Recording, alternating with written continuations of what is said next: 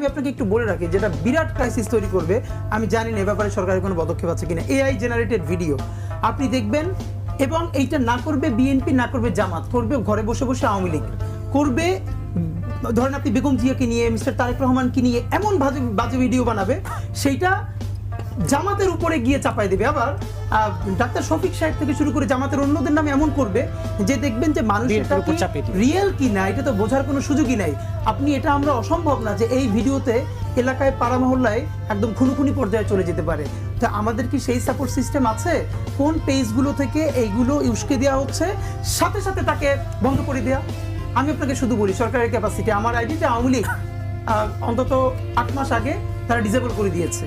এরপরে বাংলাদেশে 6 জনের এরকম আইডি সরকার নিয়েছে, ফেসবুকের প্রধান কার্যালয় পর্যন্ত পাঠিয়েছে, কিন্তু তারা রেসপন্স পাচ্ছে না। তো আমি ছোট একটা ব্যক্তি, আমার আইডিটাই তারা উদ্ধার করতে পারছে না, এটা আজকে আমি খোলামেলা বললাম যে আমার 12 বছরের একমাত্র একটা ফেসবুক আইডি। এরপরে এইরকম যে আওয়ামী লীগের হাজার হাজার পেজ, এবং ফেসবুকের আপনারা জানেন আগে সিঙ্গাপুর থেকে দেখা হতো বাংলাদেশ অংশটা, এখন দিল্লিতে বসে দেখা হয়, এবং সেখানে বসে তো সেই উস্কানি দেওয়াই হবে এই ব্যাপারগুলোতে। আপনি কিভাবে ডিল করবেন?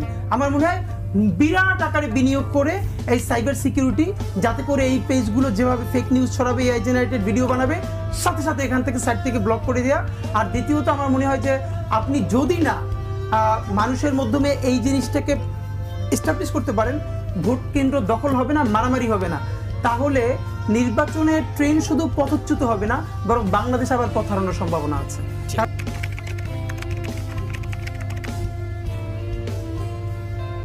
ফাঁকে আমি